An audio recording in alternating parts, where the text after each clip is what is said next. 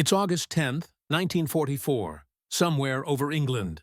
A test pilot climbs into the cockpit of a P-51 Mustang, engine roaring to life. His mission today isn't combat. It's something far more dangerous. He's going to push this fighter to its absolute limits, diving faster than any Mustang has gone before. The target? 500 miles per hour. But as he climbs to altitude, neither he nor the engineers on the ground know that what happens in the next few minutes will expose a critical weakness in America's most important fighter.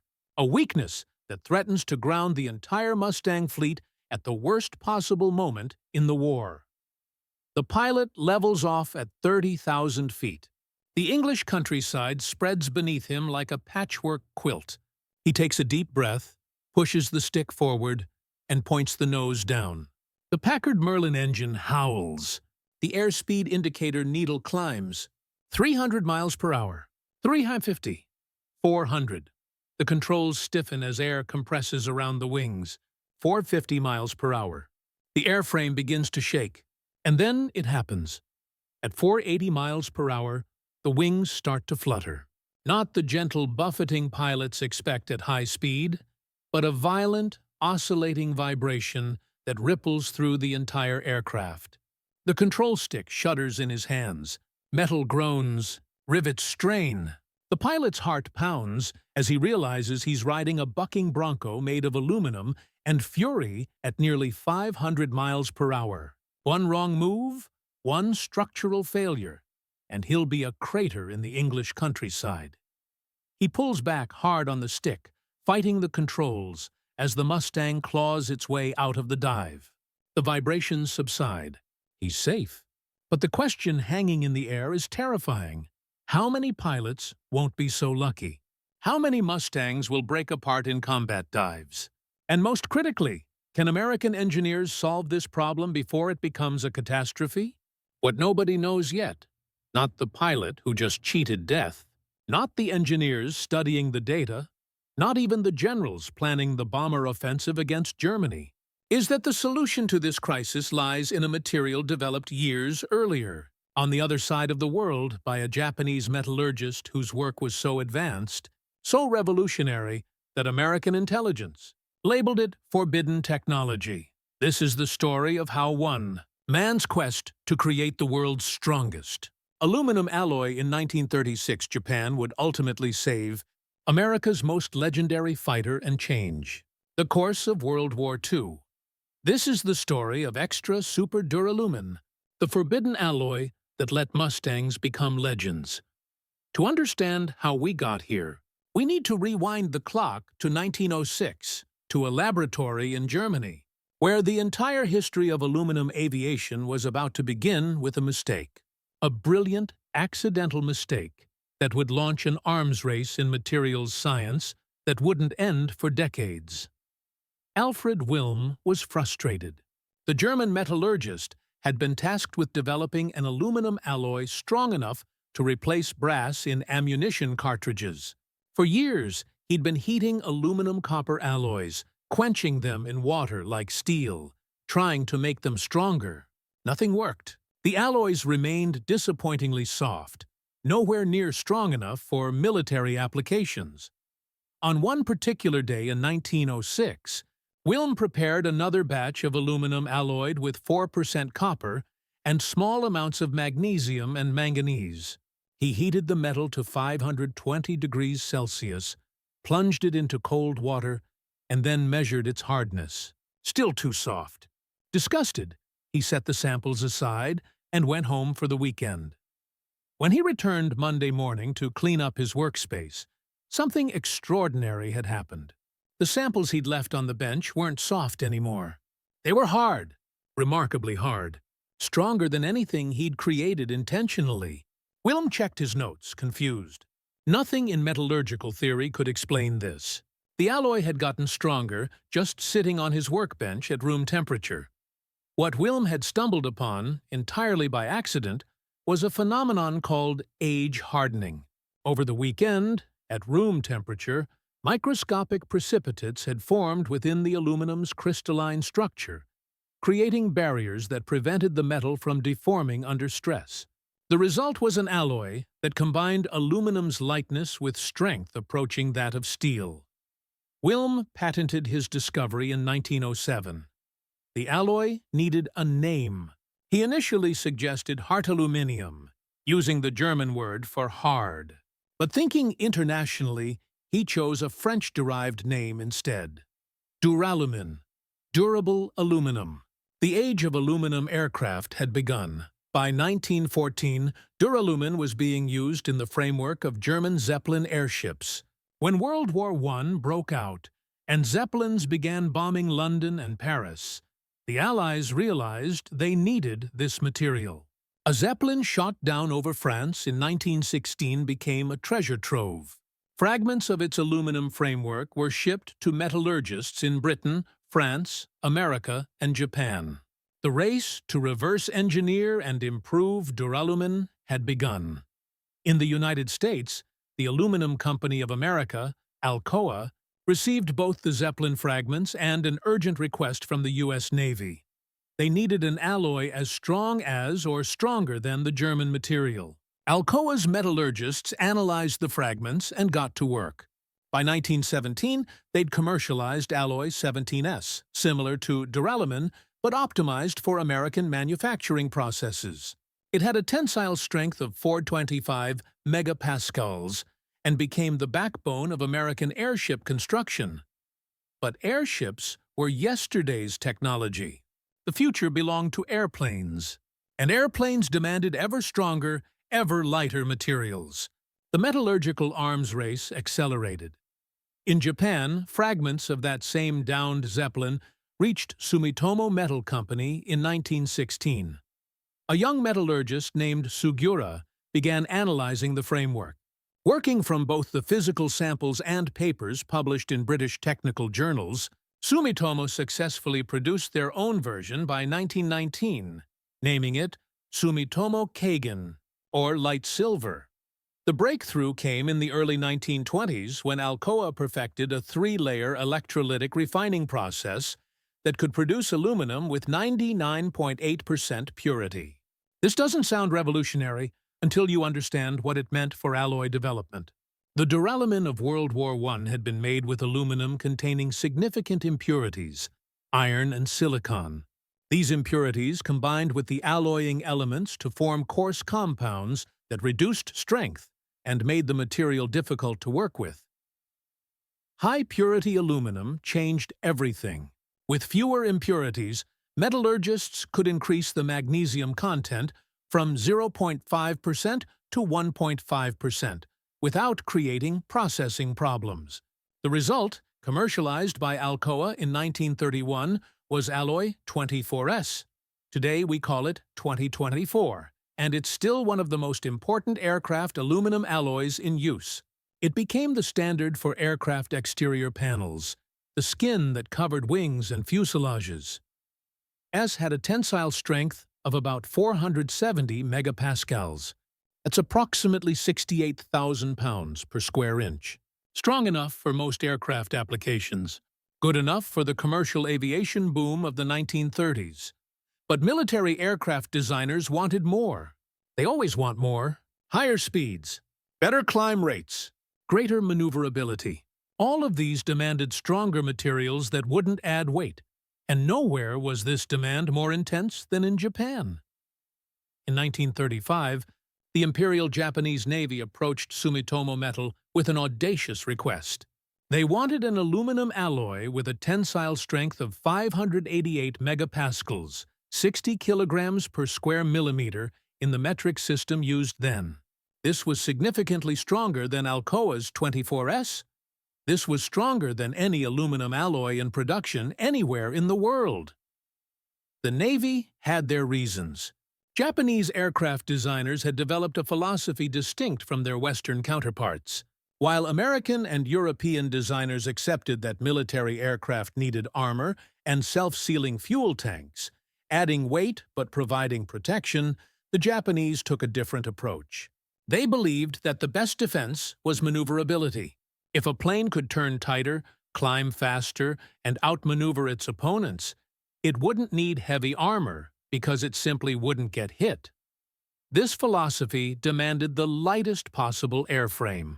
And the lightest airframe demanded the strongest possible aluminum alloy. Stronger aluminum meant thinner structural members that could still carry the loads. Thinner structure meant less weight. Less weight meant better performance. The logic was elegant, but it required materials that didn't yet exist. The task fell to Dr. Isamu Igarashi, a metallurgist at Sumitomo's research laboratories. Igarashi was 36 years old, already recognized as one of Japan's leading experts in aluminum alloys.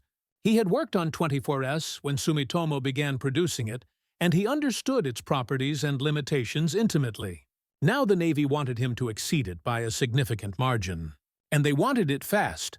On August 10, 1935, Igarashi wrote an internal research report numbered 3326, titled Exploration of Strong Light Alloys. Number 1.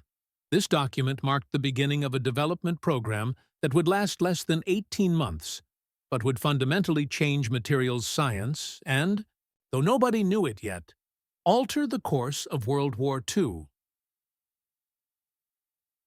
Igarashi's opening strategy was systematic. He didn't try to invent something entirely new from scratch. Instead, he looked at 3 existing alloys that pointed the way forward. The first was Rosenhain's E alloy from Britain, an aluminum zinc copper magnesium alloy with 20% zinc. The second was Sanders alloy from Germany, aluminum zinc magnesium with 8% zinc. The third was the 24S super duralumin he already knew well. Each alloy had strengths and weaknesses. The E alloy was incredibly strong, but suffered from catastrophic stress corrosion cracking, a phenomenon where the metal would suddenly crack and fail even under moderate loads if exposed to moisture. Sanders alloy had similar problems. The 24S super duralumin was reliable but not strong enough. Igarashi's insight was that the optimal alloy lay somewhere in the composition space between these 3 materials. He began a series of systematic experiments, mixing E, S, and D alloys in different ratios. He designated these experimental alloys by their heritage. 2E1S1D meant 2 parts E alloy, 1 part Sander alloy, 1 part duralumin. Each blend was cast, heat-treated, tested for strength, and tested for workability. By February 1936, just 6 months into the project, Igarashi had identified 3 promising compositions. All achieved the Navy's strength target. But strength alone wasn't enough. The alloy had to be manufacturable. It had to survive being cast into ingots, rolled into sheets, and formed into aircraft components without cracking or failing. It had to resist corrosion in the salt air of maritime environments. And most critically, it had to avoid the stress, corrosion cracking that had plagued every high-strength aluminum-zinc alloy ever, developed the stress corrosion. Cracking problem was the nightmare that had prevented high-strength aluminum-zinc alloys from being widely used. Imagine building an aircraft wing from a material that seemed perfect in the lab. Strong, light, easily formed. Then, months later, after the plane has been flying for a while, fine cracks start appearing at grain boundaries in the metal. These cracks grow slowly at first, then catastrophically, until suddenly a structural member fails without warning. This is stress corrosion cracking, and in the 1930s, nobody fully understood what caused it or how to prevent it. The British E alloy suffered from it. The German Sander alloy suffered from it.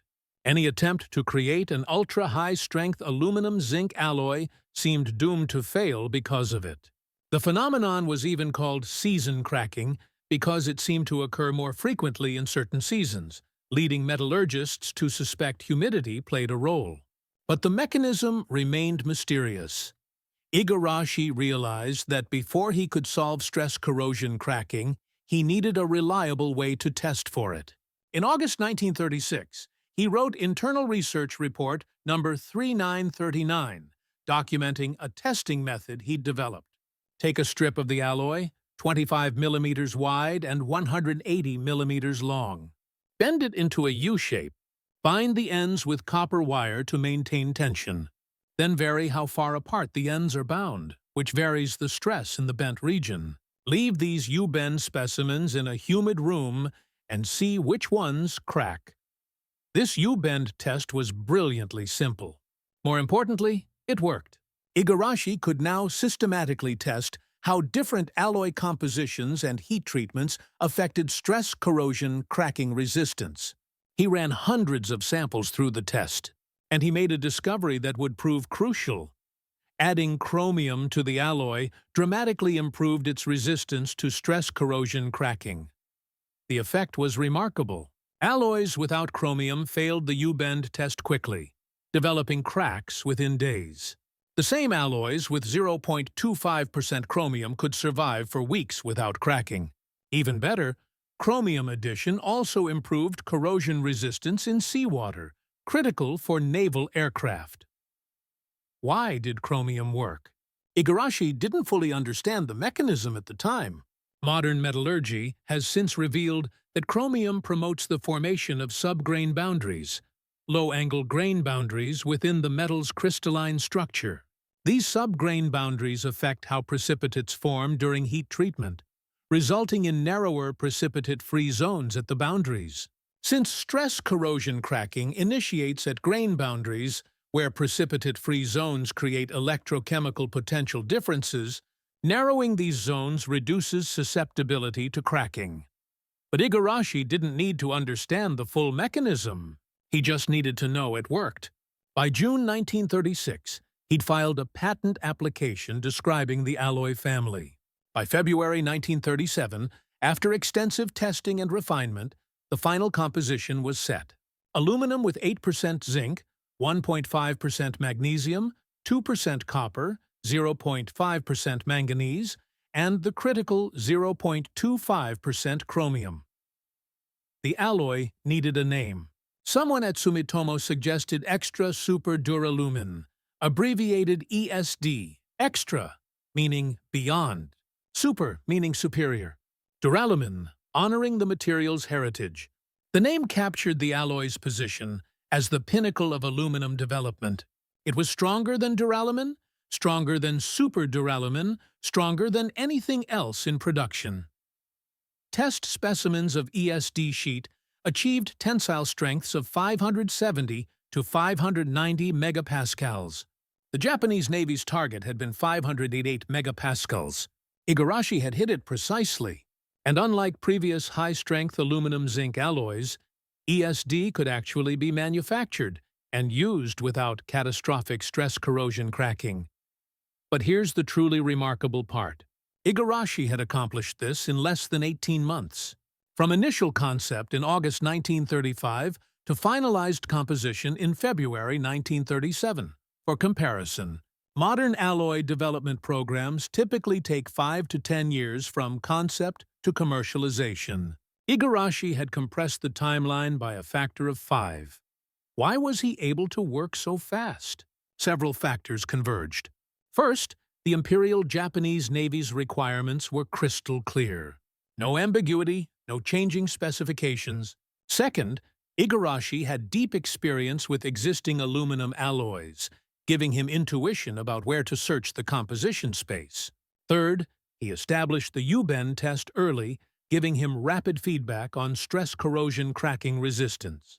Fourth, he had a skilled experimenter named Goro Kitahara, who could run tests quickly and reliably. And fifth, Sumitomo's manufacturing division cooperated fully, working out production processes in parallel with alloy development rather than waiting for the lab to finish. The result was a material that would soon be used in one of World War II's most iconic aircraft, the Mitsubishi A6M Zero fighter. Jiro Horikoshi, chief designer at Mitsubishi Heavy Industries, heard about ESD in 1938. He was in the midst of designing what would become the Zero fighter, and he had a problem. The Navy's performance requirements were brutally demanding. The plane needed exceptional range, high speed, excellent maneuverability, and armament, including two 20mm cannon. Meeting all these requirements simultaneously within the weight budget seemed impossible. Horikoshi had been trying to reduce weight everywhere, trimming grams wherever he could. When he learned that Sumitomo had developed an alloy significantly stronger than 24S, he immediately saw the potential. Stronger aluminum meant the wing spars, the main structural members running through the wings, could be made with thinner walls while maintaining the same strength. Thinner walls meant less weight. Less weight meant better performance. He contacted Sumitomo. Could they supply ESD for the Zero's wing spars? Yes, but they had a warning. ESD was still relatively new. Manufacturing processes were still being refined. There might be quality variations. And the chromium addition, while preventing stress corrosion cracking, made the alloy slightly more difficult to machine and form than 24S. Horikoshi accepted the trade-offs. The weight savings were too significant to pass up. The Zero's main wing spars would be made from extra super duralumin. The rest of the airframe would use conventional 24S and other standard alloys. This hybrid approach gave Horikoshi the strength where he needed it most, while avoiding the risks of using an entirely new material throughout the aircraft. When the Zero entered service in 1940, it shocked Allied pilots with its performance. It could outmaneuver any Allied fighter. It had a combat radius that seemed impossible. In the early years of the Pacific War, the Zero dominated the skies. And while its performance came from a combination of factors, the aerodynamic design, the Nakajima-Sakai engine, and the aggressive weight reduction philosophy, that philosophy would have been impossible without ESD allowing thinner, lighter structure. But here's the fascinating historical irony. The material that gave the Zero its performance would ultimately be reverse-engineered by America and used in the aircraft that would help defeat Japan. Because in 1943, American metallurgists got their hands on a captured Japanese fighter, and when they analyzed its structure, they found something remarkable. 3 Japanese aircraft were captured by American forces in 1943. Components were carefully removed, labeled, and shipped back to the United States for analysis. Army and Navy metallurgists received sections of airframe structure with orders to determine their composition and properties. What they found surprised them. The aluminum alloys used in critical structural members were not the conventional 24S-type materials they expected. Chemical analysis revealed aluminum alloyed with significant amounts of zinc, approximately 5 to 6%, along with copper, magnesium, and chromium. Mechanical testing showed tensile strengths in the range of 560 to 590 megapascals, significantly higher than any aluminum alloy in American production. The reports landed on desks at Alcoa. The timing was critical. In 1943, American bomber production was ramping up dramatically. The B-29 Superfortress, the most advanced bomber in the world, was entering production. The B-29 was massive, with a wingspan of 141 feet and a maximum takeoff weight of 135,000 pounds. It was designed to fly at altitudes up to 31,000 feet, carrying 20,000 pounds of bombs over distances of 3,000 miles. It was also extremely heavy, pushing the limits of what aluminum alloys could support. Boeing's engineers wanted lighter structure. They wanted higher strength-to-weight ratios. They wanted the B-29 to carry more bombs farther while using less fuel.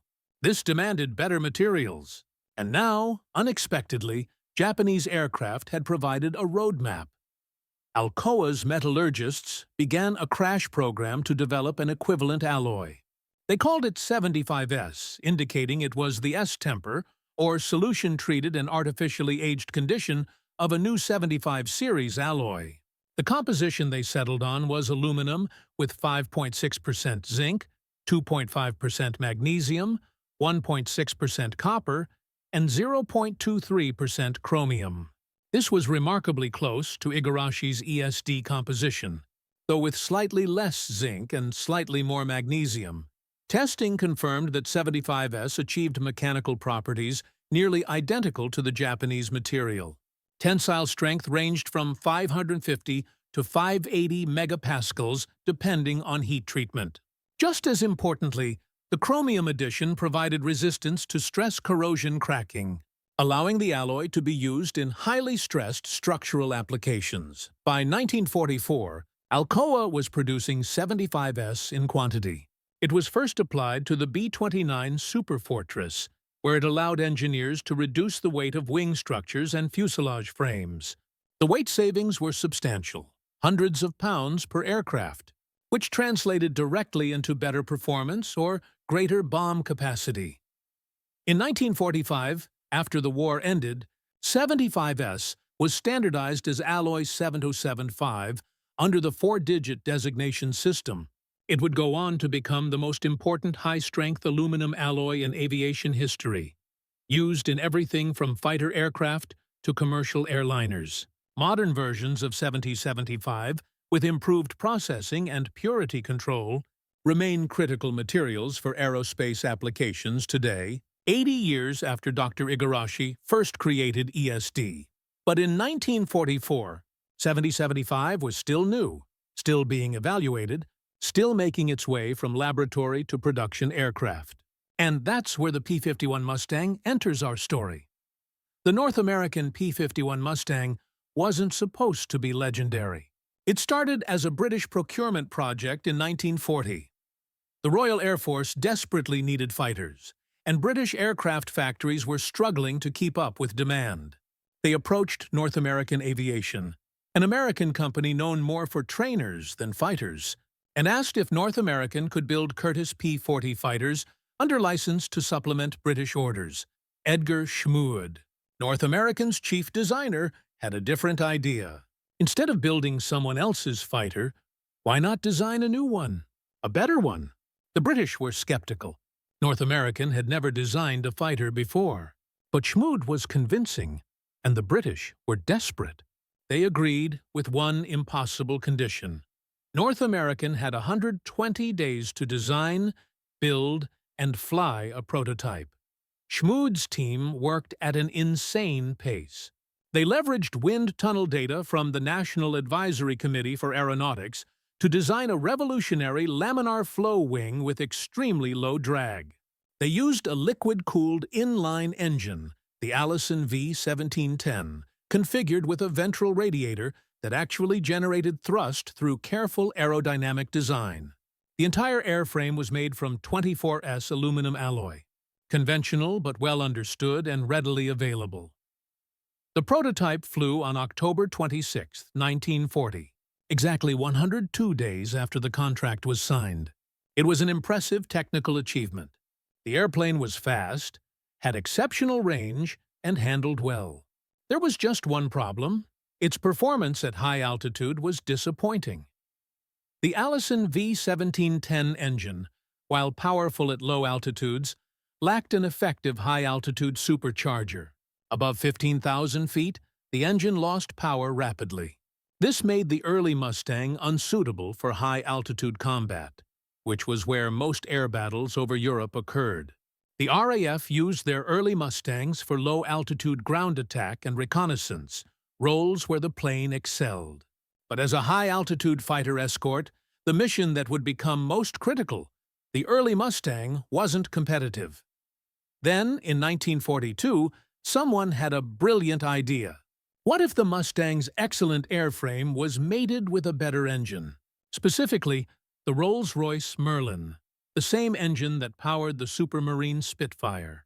The Merlin had a sophisticated two-stage supercharger that maintained power at high altitude. If a Merlin could be fitted into the Mustang's airframe, the result might be extraordinary. The British tested the concept first. Rolls-Royce took 5 Mustangs and fitted them with Merlin engines. The performance transformation was dramatic. Top speed jumped from 390 miles per hour to 440 miles per hour. Service ceiling increased from 31,000 feet to over 41,000 feet. The Mustang went from being a good low-altitude fighter to being the best high-altitude fighter in existence. In America, Packard Motor Company was already building Merlin engines under license, designated V1650 in American service. North American Aviation received a contract to produce Merlin-engined Mustangs, designated P-51B and P-51C. The first production, P-51B, flew in May 1943, the Army Air Forces deployed Merlin Mustangs to England in late 1943. Their debut in combat was revolutionary. Finally, American heavy bombers could be escorted all the way to targets deep inside Germany and back. The Mustang had the range, the speed, and the altitude performance to protect bombers throughout their missions. German fighters, which had been savaging unescorted bomber formations, now had to fight through screens of Mustangs. The entire strategic air campaign became viable. By 1944, Mustangs were being produced in massive numbers. The definitive P-51D variant, with a bubble canopy providing better visibility and 650 caliber machine guns instead of 4, became the standard. Thousands rolled off assembly lines in California and Texas. They deployed to Europe and the Pacific. They became America's premier fighter. And then engineers discovered a problem. A serious problem. A problem that threatened to undermine everything the Mustang had achieved. The wings were failing at high speed. It started with scattered reports from combat pilots. A Mustang diving after a German fighter would suddenly experience violent vibrations. The control stick would shake. The airframe would shudder, pull out of the dive too aggressively, and structural failure was possible. Some pilots reported hearing loud bangs during high-speed dives, sounds that might be rivets popping or metal buckling. Then came the test flight in August 1944. The pilot dove the Mustang past 480 miles per hour, approaching 500. The wings began to flutter. Not a gentle buffet, but a dangerous, high-amplitude oscillation. He pulled out of the dive before anything broke, but the data was clear.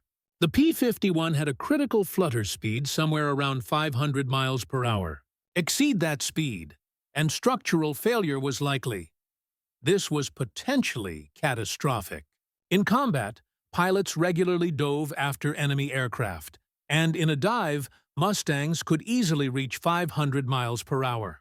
If wings were failing at those speeds, the entire fleet might need to be grounded. Imagine the strategic implications. The bomber offensive against Germany depended on Mustang escorts. Grounding the Mustangs would leave bombers vulnerable again, potentially derailing the entire air campaign just when it was achieving decisive results. North American Aviation's engineers investigated frantically. What was causing the flutter? Flutter is an aeroelastic phenomenon where aerodynamic forces couple with structural flexibility to create self-amplifying oscillations. Air flowing over the wing exerts forces that bend the wing. The bending changes how air flows over the wing, which changes the forces, which changes the bending, and so on. If the frequency of these oscillations matches the wing's natural resonance frequency, the amplitude grows rapidly until something breaks. The Mustang's wing was a marvel of aerodynamic efficiency. Its laminar flow airfoil had extremely low drag. But aerodynamic efficiency and structural robustness aren't the same thing. The wing skins, made from 24S aluminum alloy sheets, were relatively thin to save weight. The wing spars and ribs provided most of the structural strength. This was standard aircraft construction practice, but it meant the wing had a particular natural frequency at which it wanted to vibrate. At low speeds, this wasn't a problem. Aerodynamic forces were small, and damping prevented oscillations from building. But as speed increased, especially in a dive, aerodynamic forces increased dramatically. Above a critical speed, those forces could excite the wing's resonance, initiating flutter. And once flutter started, it grew rapidly. Pilots had only seconds to reduce speed before structural failure occurred. The engineers ran calculations. They built models. They conducted wind tunnel tests. The problem was clear, but the solution wasn't. They could stiffen the wing structure, but that would add weight, reducing performance. They could change the aerodynamic shape, but that would require retooling production lines and redesigning thousands of aircraft. Either option would take months or years. They needed a different solution. They needed to increase the wing's stiffness without adding much weight. they needed a stronger material. They needed exactly what Dr. Igarashi had created 8 years earlier in Japan. Meanwhile, Alcoa's development of 75S was progressing. By late 1944, the alloy was being produced in sufficient quantities for aircraft applications. Boeing was using it in the B-29. North American Aviation's engineers became aware of it. The new alloy had a tensile strength about 25% higher than 24S. That meant structural members made from 75S could be thinner while providing the same strength, or the same thickness would provide 25% more strength. Someone, we don't know exactly who, had the insight. What if critical parts of the Mustang's wing structure were replaced with 75S instead of 24S? Specifically, what if the upper and lower wing skins, which resist bending loads, were made from the stronger alloy? The increased stiffness might push the critical flutter speed beyond the Mustang's maximum dive speed. The proposal faced skepticism. 75S was new. Manufacturing processes weren't fully mature. There were concerns about forming the alloy into the compound curves of wing skins without cracking. There were concerns about stress corrosion cracking in service, and retooling production lines to handle a different alloy would cause delays. But the alternative was worse. Without a solution to the flutter problem, combat losses would mount, or the Mustang fleet would be restricted to lower speeds, reducing its effectiveness. The gamble was worth taking. North American Aviation began working with Alcoa to develop manufacturing processes for forming 75S into Mustang wing skins.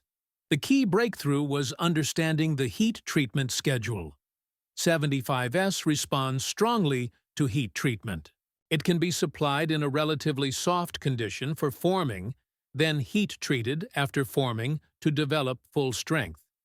This meant wing skins could be shaped using conventional processes, then strengthened to final properties. By early 1945, modified Mustangs with 75S wing skins were being tested. The results exceeded expectations. The increased stiffness pushed the critical flutter speed well beyond 500 miles per hour.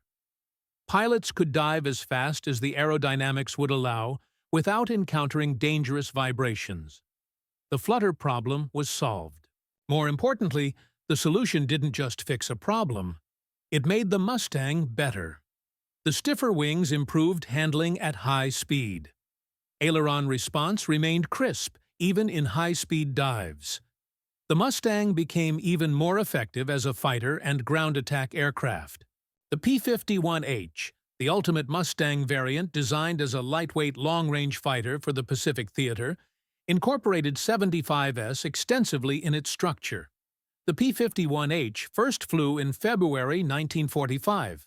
It was lighter than the P-51D, despite being structurally stronger, thanks to intelligent use of high-strength aluminum alloys throughout the airframe.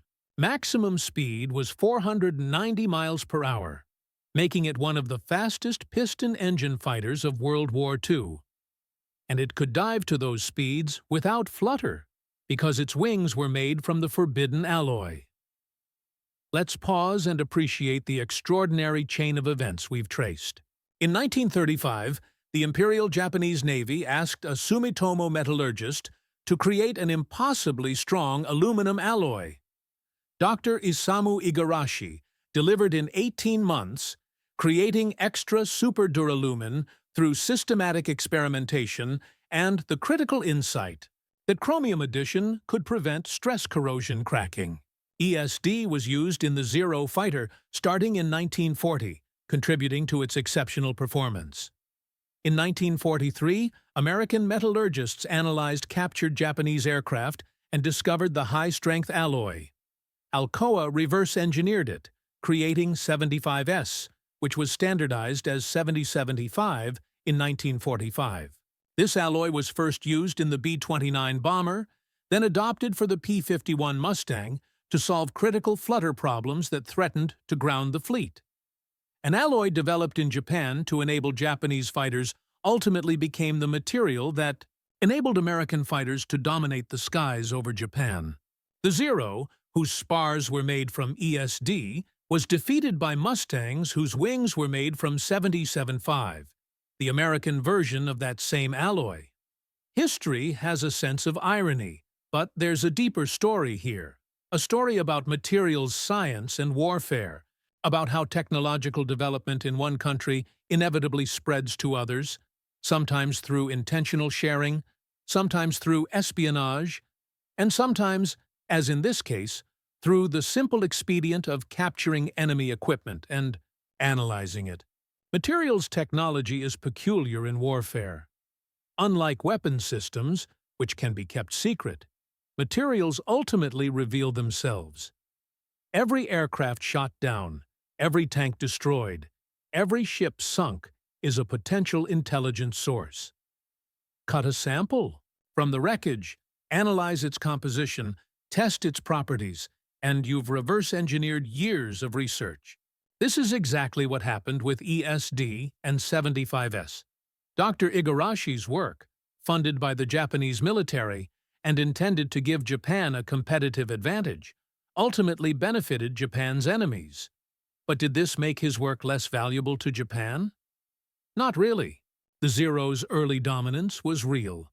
The performance advantages it gained from ESD were decisive in the opening years of the Pacific War. By the time America reverse-engineered the alloy and started using it, the strategic situation had already shifted. Japan's industrial capacity couldn't keep up with American production. Better materials couldn't overcome that fundamental imbalance. This points to a broader truth about technological warfare. Superior technology matters, but only within the context of industrial capacity, logistics, training, and strategy. The Zero was a better fighter than early Allied aircraft in the Pacific.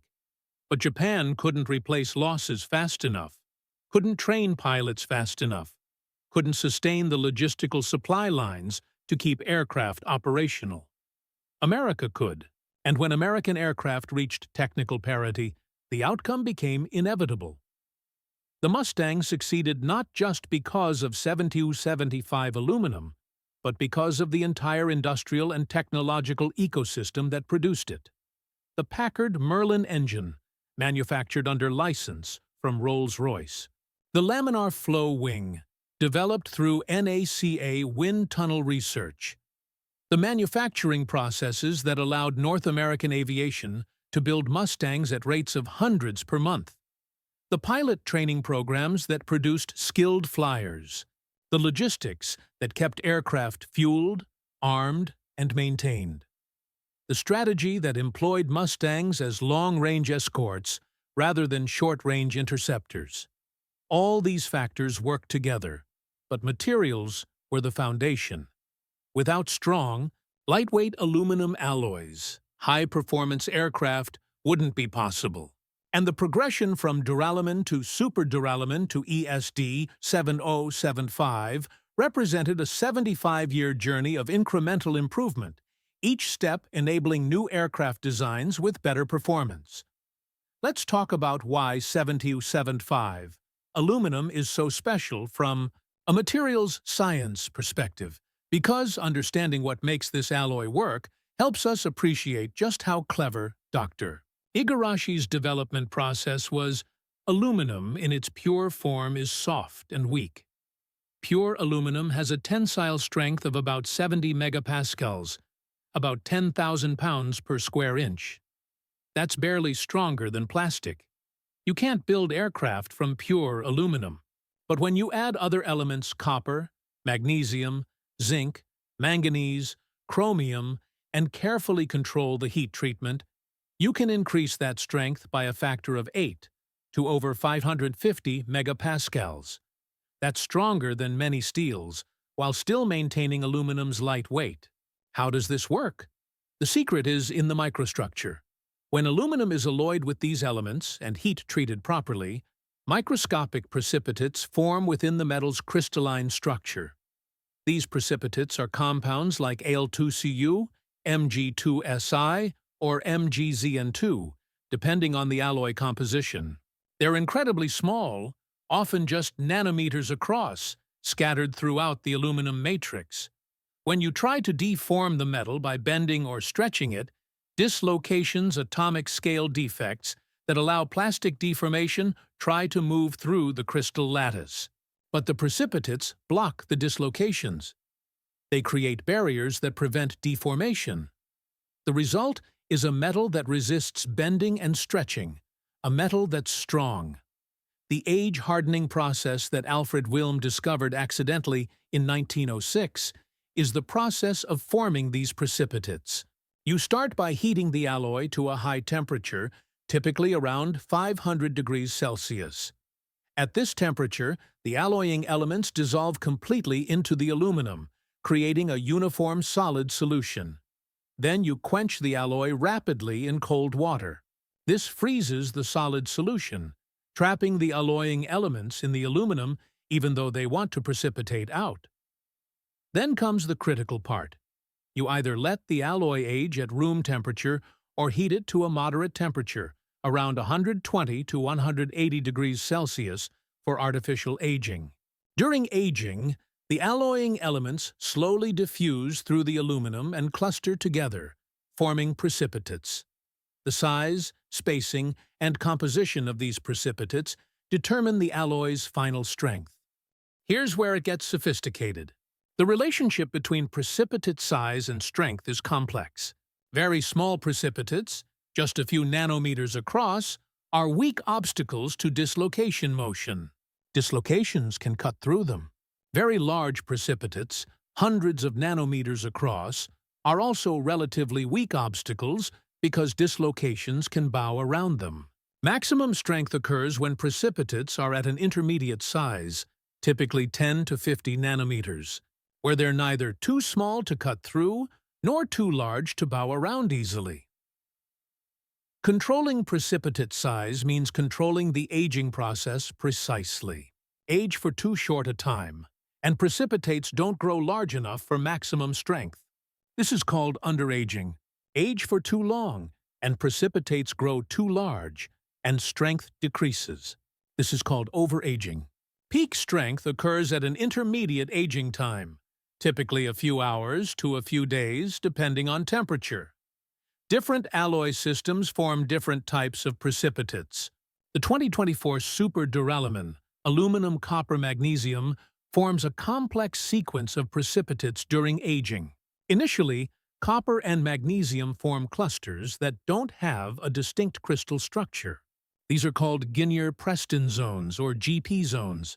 As aging continues, these zones transform into Thi precipitates, then Th precipitates, and finally equilibrium Thi phase, which is Al2Cu. Each transformation changes the size and coherency of the precipitates with the aluminum matrix, affecting strength. The 7075 alloy, aluminum, zinc, magnesium, copper, has an even more complex precipitation sequence. The primary strengthening precipitates are Mgz and 2, but copper additions modify the precipitation to form phases like Al2CuMg. Chromium forms dispersoids, alkyr compounds that pin grain boundaries and prevent them from growing during heat treatment, which improves mechanical properties and corrosion resistance. This is where Dr. Igarashi's insight about chromium was critical. He didn't fully understand the mechanism in 1936, because the tools to study nanoscale precipitates didn't exist yet. But he observed experimentally that chromium addition prevented stress corrosion cracking. Modern research has shown that chromium works by promoting a fine, uniform distribution of precipitates and by encouraging the formation of subgrain boundaries that subdivide the metal's grains into smaller regions. These structural features prevent the formation of continuous, highly stressed zones where cracks can propagate. Stress corrosion cracking in aluminum alloys occurs when three conditions coincide: tensile stress, a corrosive environment, usually moisture, and a susceptible microstructure. In high-strength aluminum-zinc alloys, the susceptible microstructure is typically precipitate-free zones along grain boundaries. These zones form because solute atoms near grain boundaries are depleted during precipitation. creating regions of softer, more anodic aluminum. When stressed in a corrosive environment, these zones corrode preferentially, and cracks follow the grain boundaries, leading to brittle failure. Chromium additions mitigate this by refining the grain structure and promoting more uniform precipitation. The chromium-containing dispersoids pin grain boundaries, preventing them from coarsening during heat treatment. Finer grains mean shorter, continuous precipitate-free zones, which means cracks can't propagate as easily. The result is an alloy that maintains high strength while resisting stress corrosion cracking. This understanding came decades after Dr. Igarashi developed ESD. He worked empirically, testing compositions and heat treatments, observing which ones cracked and which ones didn't, systematically narrowing the search space until he found a composition that worked. His success was partly systematic method, partly intuition from experience, and partly the willingness to run hundreds of experiments to find the right answer. Modern alloy development uses computational modeling to predict phase diagrams and precipitation behavior, electron microscopy to observe nanoscale structures, and mechanical testing with sophisticated instrumentation to characterize properties. The development cycle is more predictable but not necessarily faster. Dr. Igarashi developed ESD in 18 months using 1930s technology. Modern equivalents still take years. Sometimes empirical skill and focused urgency can match or exceed computational sophistication. Now let's talk about what happened to 7075 aluminum after World War II, because this is where the story comes full circle and demonstrates the lasting impact of Dr. Igarashi's work. After the war ended, aluminum alloy development continued, but the focus shifted. Military priorities were replaced by commercial aviation priorities. Airlines wanted aircraft that were reliable, economical, and safe. This meant alloys that could withstand decades of service with minimal maintenance. Stress corrosion cracking, fatigue resistance, and fracture toughness became paramount. The 7075 alloy, now standardized and well-characterized, found its place in this new world. It became the material of choice for highly stressed structural components in both military and civilian aircraft. Wing spars, fuselage frames, landing gear components, anywhere that high strength and light weight were critical. 7075 was specified. Boeing used 7275 extensively in the B-47 and B-52 bombers. Lockheed used it in the C-130 Hercules. McDonnell Douglas used it in the F-4 Phantom. Boeing used it in the 707, the first successful American commercial jet airliner. Every major aircraft manufacturer adopted it. By the 1960s, 7075 was the most widely used high-strength aluminum alloy in aerospace. But the alloy wasn't static. Metallurgists continued to refine it. They discovered that careful control of impurities, especially iron and silicon, improved fracture toughness. They developed new tempers, heat treatment conditions optimized for specific applications. The T6 temper, aged to peak strength, was standard for structural applications. The T73 temper, aged past peak strength to overaged condition, had slightly lower strength but dramatically better stress corrosion, cracking resistance, making it ideal for thick sections in salty environments. In the 1970s and 1980s, aircraft manufacturers began using 7075 in a new way, as thin sheets bonded into honeycomb sandwich structures. The honeycomb core provided stiffness with minimal weight, while the 7275 face sheets provided strength. This construction method is used in control surfaces, fairings, and other lightly loaded but large area structures. New variants emerged. 7050, a modified version of 7275 with adjusted copper and zirconium content, offered better fracture toughness for thick sections. 7055, with even higher zinc content, achieved tensile strengths approaching 600 megapascals, among the strongest aluminum alloys ever developed.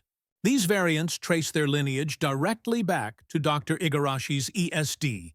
Today, 7075 and its variants remain critical aerospace materials. The Boeing 787 Dreamliner, despite being marketed as a composite aircraft, still uses aluminum alloys extensively in the fuselage and wing structures. Those alloys are primarily 7000 series. The Lockheed Martin F-35, the most advanced fighter in production, uses 7000 series alloys in critical structural members. SpaceX's Falcon 9 rocket uses 7000 Sardihiu series aluminum alloys in the structural tanks that hold propellant. The material that Dr. Igarashi developed to give Japan's military an edge in 1936 has become a global standard, used by every nation with an aerospace industry. American aircraft, European aircraft, Chinese aircraft all use variants of 7075. The technology has no nationality anymore. It belongs to humanity's collective knowledge. This is the nature of materials science. Unlike weapons, which are instruments of division, materials are fundamentally enabling. A stronger alloy makes better aircraft, better spacecraft, better vehicles of all kinds. Once developed and characterized, materials knowledge spreads naturally because everyone benefits from using the best materials available. There's a philosophical question embedded in this history. Should Dr. Igarashi be celebrated or condemned? He developed a material that helped build the Zero fighter, an aircraft that attacked Pearl Harbor and participated in Japan's aggressive war in Asia. But he was a scientist doing scientific work, not a soldier conducting war. His contribution was materials knowledge, which is morally neutral. The Zero's pilots chose to use that knowledge for aggression. American pilots later chose to use equivalent knowledge for defense and victory. This tension exists throughout the history of technology. Fritz Haber developed nitrogen fixation, enabling synthetic fertilizers that feed billions, but also synthetic explosives that kill millions. Nuclear physics enables clean power and devastating weapons. Aerospace materials enable efficient passenger transport and effective military aircraft. The knowledge itself has no moral character. The uses we choose determine good or evil. Dr. Igarashi's legacy, fairly assessed, is scientific advancement. He contributed to humanity's understanding of aluminum alloys. That some of those contributions were initially used for warfare is a historical fact, but it doesn't negate the scientific value. And the subsequent adoption of 7075 for beneficial purposes, commercial aviation, space exploration, transportation infrastructure, suggests the knowledge ultimately serves peaceful ends more than violent ones. We should also recognize that materials science during the 1930s and 1940s was intensely competitive precisely because of military applications. Every industrial nation was pushing the boundaries of what was possible with metals, with polymers, with ceramics, with whatever materials might provide an edge in the coming conflict. The urgency of potential war accelerated development. Would Dr. Igarashi have developed ESD without the Japanese Navy's urgent requirement? Perhaps eventually, but not in 18 months. War creates demand, and demand drives innovation. This is morally uncomfortable, but historically undeniable. Many of the technologies we take for granted, radar, jet engines, nuclear power, antibiotics, advanced materials, were accelerated by military needs. Peacetime development is typically slower, less focused, less willing to take risks. Wartime development is frantic, focused, and risk-tolerant. The question for society is whether we can achieve the benefits of accelerated development without the tragedy of war. Can we create the same urgency for solving climate change, disease, poverty? So far, history suggests we struggle to do so. We mobilize more effectively against external enemies than against abstract challenges. Let's return to the Mustang and its pilots, because ultimately, this story isn't just about materials. It's about the men who flew these aircraft into combat, whose lives depended on the strength of aluminum alloys. Imagine being a P-51 pilot in 1945, escorting B-17 bombers over Germany. You've been briefed on the mission. Bombers will hit aircraft factories near Munich.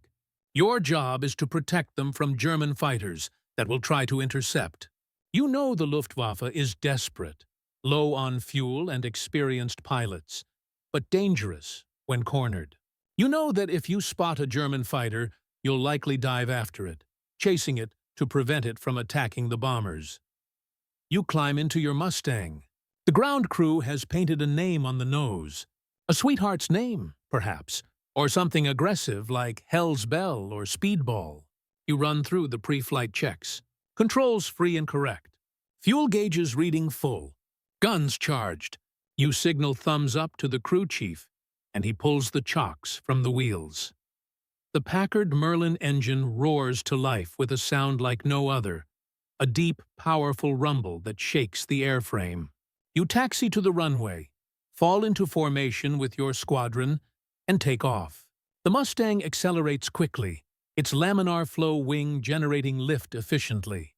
By the time you reach the end of the runway, you're already airborne, climbing into the morning sky. The bomber stream forms up ahead. Hundreds of B-17s in tight formations, each bomber bristling with 50 caliber guns. Your Mustang squadron slides into position above and behind them. Other squadrons take positions on the flanks and up front. The formation heads east toward Germany. Over the target, flak explodes around the bombers. Black puffs of smoke and shrapnel. Your Mustang jinks and weaves, avoiding the worst of it.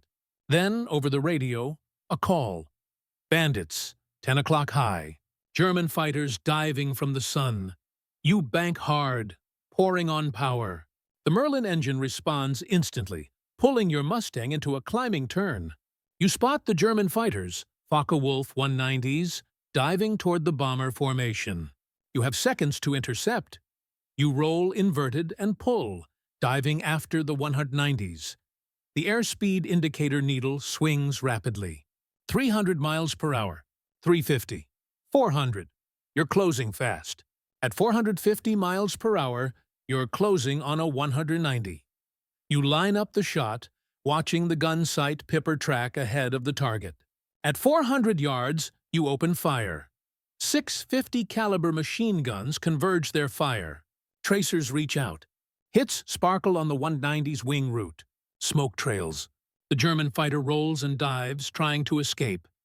You follow, diving steeper. 480 miles per hour now. In an earlier Mustang, one without 70-75 wing skins, this would be dangerous. Flutter would start. The wings would shake. You'd have to pull out immediately or risk structural failure. But your Mustang has the upgraded wings, the stronger alloy. You can push harder. At 500 miles per hour, you're still stable. The controls are stiff, but they respond. You adjust your aim and fire another burst. More hits. The 190 is trailing flames now. You see the German pilot bail out, his parachute opening. You pull out of the dive, bleeding speed, climbing back to rejoin the formation. That German fighter didn't attack the bombers. You stopped him, and you were able to stop him because your aircraft could dive fast enough to catch him, and because the wings didn't fail at those speeds. The stronger aluminum alloy in your wings, developed by a Japanese metallurgist and reverse-engineered by American companies, just saved American lives. This scene played out hundreds of times during 1944 and 1945. Mustang pilots dove on German fighters, pushing their aircraft to the limits. They succeeded because the Mustang was fundamentally an excellent design, fast, maneuverable, long-ranged, and because the materials from which it was built could withstand the stresses of high-speed combat. The numbers tell the story. North American Aviation built more than 15,000 P-51 Mustangs during World War II. These aircraft escorted bomber missions deep into Germany, attacked ground targets across Europe and the Pacific, flew reconnaissance missions, and achieved air superiority wherever they operated. Mustang pilots claimed over 4,900 enemy aircraft destroyed in air combat, more than any other Allied fighter type in the European theater. The bomber offensive against Germany which had been unsustainably costly in 1943 due to fighter attacks on unescorted bomber formations, became sustainable in 1944 once Mustang escorts were available. Bomber loss rates dropped from over 10% per mission to under 2%. This allowed the systematic destruction of Germany's industrial capacity, crippling its ability to produce weapons, fuel, and equipment. Historians debate how much strategic bombing contributed to Allied victory, but there's consensus that without effective fighter escorts, the bombing campaign would have failed. The Mustang made those escorts possible, and 7075 aluminum made it possible for the Mustang to push performance to the edge of what piston engine fighters could achieve. After the war, surplus Mustangs were sold to air forces around the world. Israel used them in its 1948 War of Independence. South Africa used them in the Korean War. Many remained in service through the 1950s and into the 1960s for some air forces. As military service ended, civilian owners began purchasing surplus Mustangs, restoring them, and flying them in air races and air shows. The Reno National Championship Air Races, held annually in Nevada, feature a class specifically for modified P-51s. These aircraft have been extensively rebuilt with modern engines, propellers, and aerodynamic modifications. They routinely exceed 500 miles per hour in racing configuration, speeds that would have been impossible without high-strength aluminum alloys in their structures. The current speed record for a piston-engine aircraft, set by a highly modified Mustang called Voodoo, is over 531 miles per hour. That aircraft's wings and fuselage are made primarily from 7275 aluminum and its modern variants. Today, dozens of flyable P-51 Mustangs remain in private hands and museums. They appear at air shows worldwide, their distinctive Merlin engine sound immediately recognizable. For aviation enthusiasts, the Mustang represents the pinnacle of piston-engine fighter design, a perfect synthesis of aerodynamics, power, and materials. And every time a restored Mustang flies, every time it dives past 400 miles per hour, every time its wings flex under load but don't fail, it's a testament to the materials science that Dr. Isamu Igarashi pioneered in 1936. There's one more chapter to this story, one that brings us to the present day and points toward the future. In the decades since World War II, materials science has continued to advance. Aluminum alloys have been pushed to even higher strengths through careful control of composition and processing. But aluminum has limits. Its strength-to-weight ratio, while excellent, isn't infinite. For applications requiring even better performance, engineers have turned to other materials. Titanium alloys, stronger than aluminum for the same weight, are used in jet engines and airframe hot sections. Carbon fiber composites, even lighter than aluminum, are used extensively in modern aircraft like the Boeing 787 and Airbus A350. These materials represent the cutting edge of aerospace structures, but aluminum isn't obsolete. It remains the workhorse material for most aircraft structures because it's inexpensive, well understood, and easy to work with. More aluminum is used in aircraft than any other structural material. And 7000 series alloys, the descendants of Dr. Igarashi's ESD, remain the most important high-strength aluminum family. Ongoing research continues to refine these alloys. Modern variants incorporate trace additions of elements like scandium and zirconium to further improve properties. Manufacturing processes like friction, stir welding allow joining aluminum without the defects that traditional fusion welding creates. Additive manufacturing, 3D printing, is being explored for producing complex aluminum components that would be impossible to manufacture conventionally. The principles Dr. Igarashi applied in his development of ESD, systematic experimentation, careful attention to processing details, understanding of how microstructure affects properties, remain fundamental to materials science today. The tools have changed. We have electron microscopes, computer simulations, and automated testing. But the core approach of iteratively improving compositions and processes to achieve target properties hasn't changed. In a sense, every materials scientist working on aluminum alloys today is standing on foundations that Dr. Igarashi helped build. The 7000 series alloy family is his legacy, as much as it's Alcoa's or the U.S. military's or anyone else's. Scientific knowledge accumulates. Each generation builds on the previous generation's work. The chain of development from Wilm's accidental discovery of age hardening in 1906 through the various duralumin of World War I and the super duralumin of the 1930s to Dr. Igarashi's extra super duralumin in 1936, to Alcoa's 75S in 1943, to the modern 7075 and its variants used today, represents a century of incremental progress. Thousands of scientists and engineers contributed. But Dr. Igarashi's contribution was crucial, both for the specific alloy he developed and for demonstrating how systematic materials development could achieve seemingly impossible targets quickly. So what should we take away from this story? Several lessons seem relevant, not just for history buffs and aviation enthusiasts, but for anyone interested in how technology develops and shapes events. First, materials matter.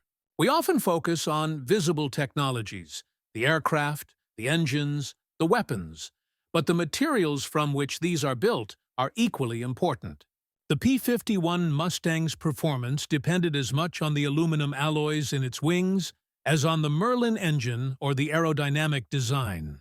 Without strong, lightweight materials, high-performance aircraft simply wouldn't be possible. This lesson applies beyond aviation. Modern electronics depend on advanced semiconductors. Infrastructure depends on high-strength steel and concrete.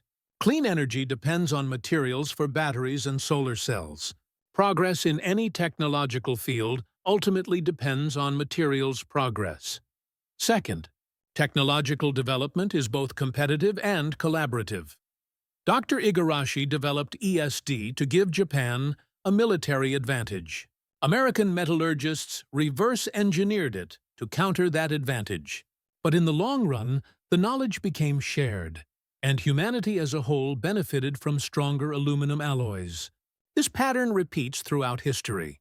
Technologies developed for national advantage eventually diffuse globally. The Internet, developed initially for U.S. military and research purposes, became a worldwide communications platform. GPS, a U.S. military navigation system, became universal. Materials knowledge, once classified, becomes standardized and widely used. Competition drives initial development, but collaboration and diffusion amplify the benefits. Third, urgency matters. Dr. Igarashi developed ESD in 18 months because the Japanese Navy demanded it urgently. Alcoa developed 75S quickly because B-29 production needed it. Peacetime development is slower, more cautious, less focused. The question for society is how to generate urgency for important challenges that aren't immediate crises. Climate change is a slow-motion crisis, unfolding over decades, and our response has been correspondingly slow.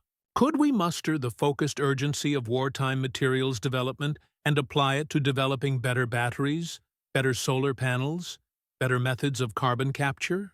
The technical capability exists, but do we have the societal will?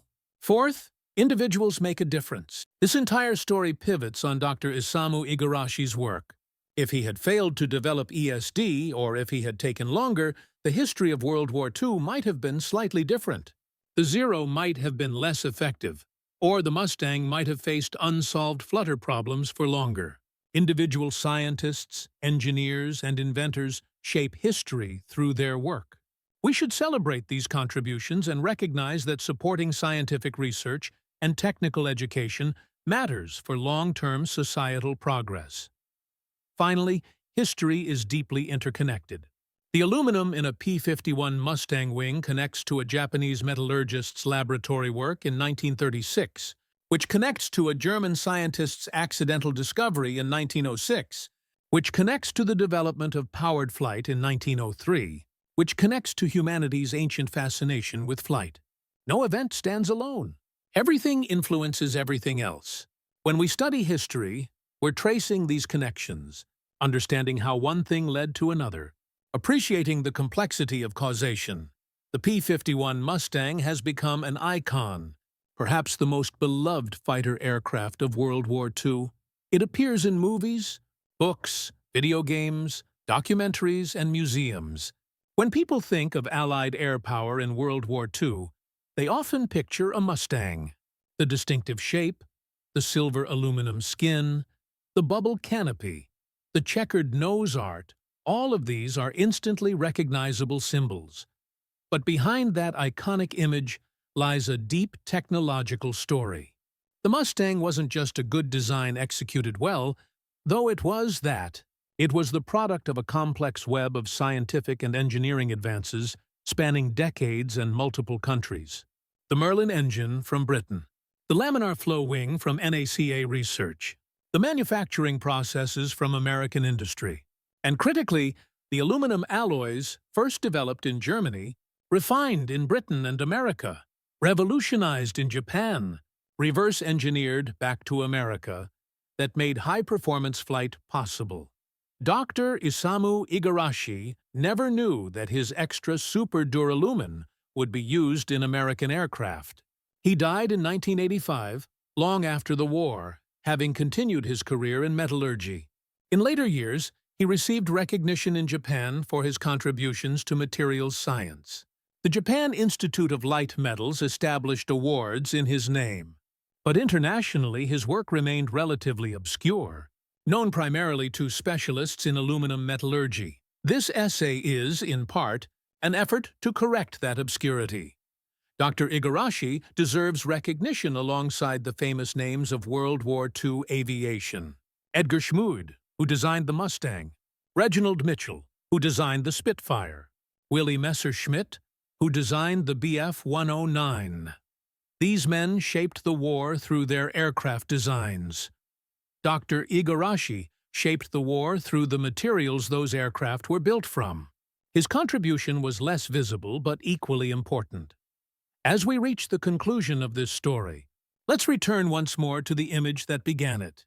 A Mustang diving past 500 miles per hour, wings flexing under tremendous aerodynamic loads, but holding together because they're made from an alloy strong enough to withstand those loads. That moment encapsulates the entire narrative. Decades of materials science, from Wilm's accidental discovery through Igarashi's systematic development to Alcoa's reverse engineering, compressed into a single high-speed dive. The pilot doesn't think about aluminum alloys. He's focused on the enemy aircraft ahead, on his gun sight, on his airspeed and altitude. But his ability to complete the mission, to survive combat, to contribute to eventual victory, depends absolutely on the materials in his aircraft. The forbidden alloy wasn't forbidden because it was secret, though it was classified initially. It was forbidden in the sense that it pushed boundaries, achieving properties that conventional wisdom said were impossible, creating a material that seemed too good to be true, but turned out to be exactly as good as it needed to be. That's the essence of great materials science. It's not magic. It's systematic work, informed by theory but guided by experimentation, progressing incrementally but occasionally achieving breakthroughs that transform what's possible.